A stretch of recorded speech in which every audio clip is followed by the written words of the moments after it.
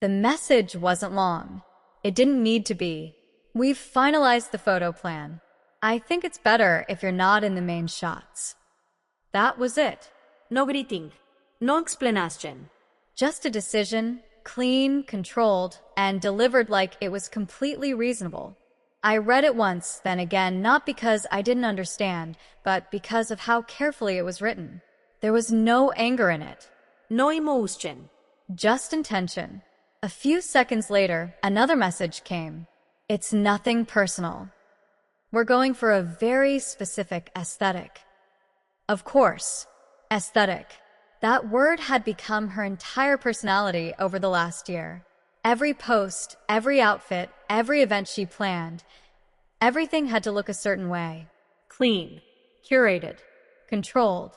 The kind of perfection that only exists in pictures. And apparently, I didn't fit into it. I didn't reply immediately, because reacting gives people room to explain themselves, to soften what they've already decided, to turn something deliberate into something accidental. And this wasn't accidental. You'll still be there, she added, just not in the photos. That was the part that mattered. Not excluded, just edited out. I leaned back slightly, staring at the screen, letting the meaning settle into something real. Because this wasn't about pictures. It was about presence, about being visible, about being part of something that could be shown, shared, remembered. And she had decided I wasn't. Okay, I typed. Sent. No hesitation. No follow-up. No emotion. That was enough. Because silence doesn't argue. It observes. The days leading up to the wedding moved quickly. From the outside, everything looked perfect. Every detail planned. Every moment scheduled. Every angle considered before it even happened. She sent out previews of the setup. Decor, lighting, seating arrangements. Everything looked exactly the way she wanted it to. Minimal, elegant, controlled. The kind of event that feels less like a celebration and more like a production. I didn't comment on anything. Didn't ask questions. Didn't offer opinions. Because I already knew something she didn't. Control doesn't come from standing in front of the camera. It comes from deciding what the camera sees. The photographer had been booked weeks before the invitations were finalized. A well-known name, someone she had specifically chosen for their style, their ability to capture perfect moments. She had shown me their portfolio once, scrolling through images like she was selecting pieces of a future she had already imagined. This is exactly the look I want, she had said. I had nodded, not because of the images, but because of the contract, because I had already seen it, reviewed it, approved it. The photographer wasn't just hired. They were assigned, through a company, my company. She never asked how the booking process went so smoothly. Never questioned why everything aligned perfectly with her timeline. Because from her perspective, things just worked. The morning of the wedding, the venue looked exactly the way she had envisioned it. Clean lines, soft lighting, every detail positioned to create the illusion of effortlessness. Guests began to arrive, dressed in colors that matched the theme, conversations flowing in the quiet, controlled way they always do at events like this. I arrived without announcement. Not early. Not late. Exactly when I needed to. No one stopped me. No one questioned me. Because presence doesn't always need permission. Inside, the photographer was already working, moving through the space with precision, adjusting angles, capturing moments that looked natural but were anything but. They saw me, paused, then nodded slightly.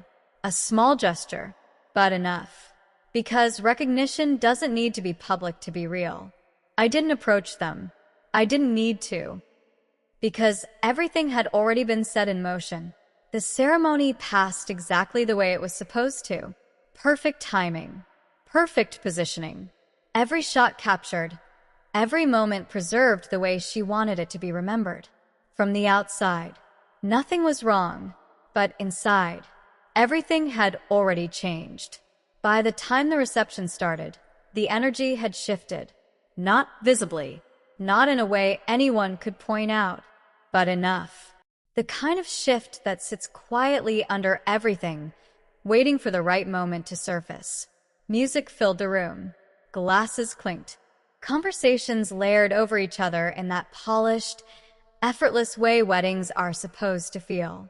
People moved through the space like they were part of something carefully designed, which they were.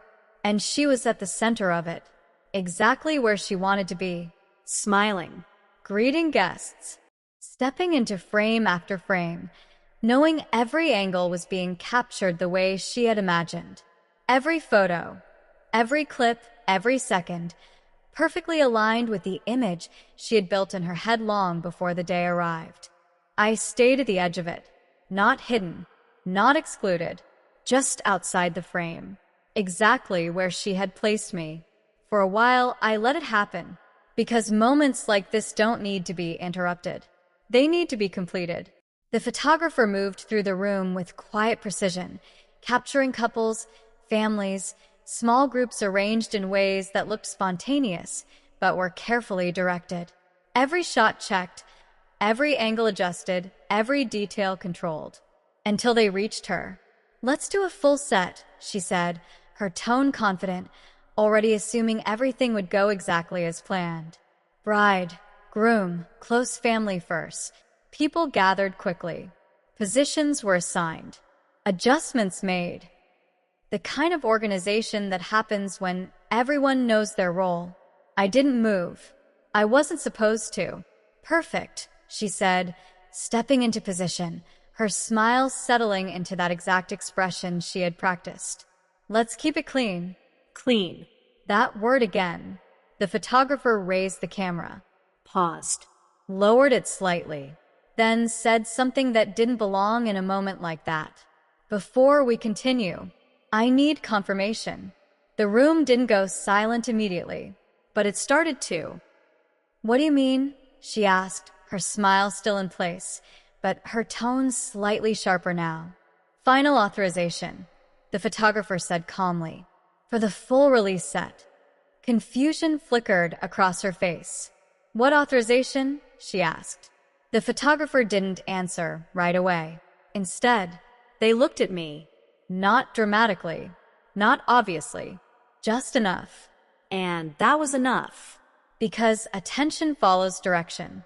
And now, direction had changed. "What is going on?" she asked, her voice tightening, her control slipping just enough to notice. I stepped forward, not fast, not slow, just exactly when I needed to. "You wanted everything to look perfect," I said calmly.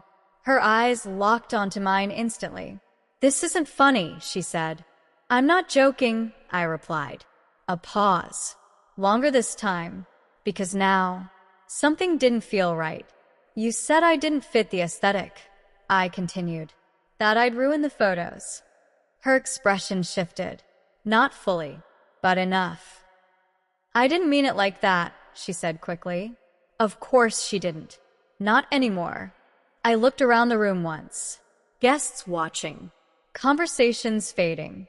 Attention settling into something real. Then back at her. "The photographer you hired," I said, "isn't working for you." Silence. Complete. Because now, there was no version of this that made sense. "What?" she whispered. "They're assigned through my company," I continued. "Every shot, every file, every release." The words didn't land all at once, but when they did, they stayed. "That's not possible," she said. "It is," I replied. Another pause. Longer. Heavier. Because now, control had shifted.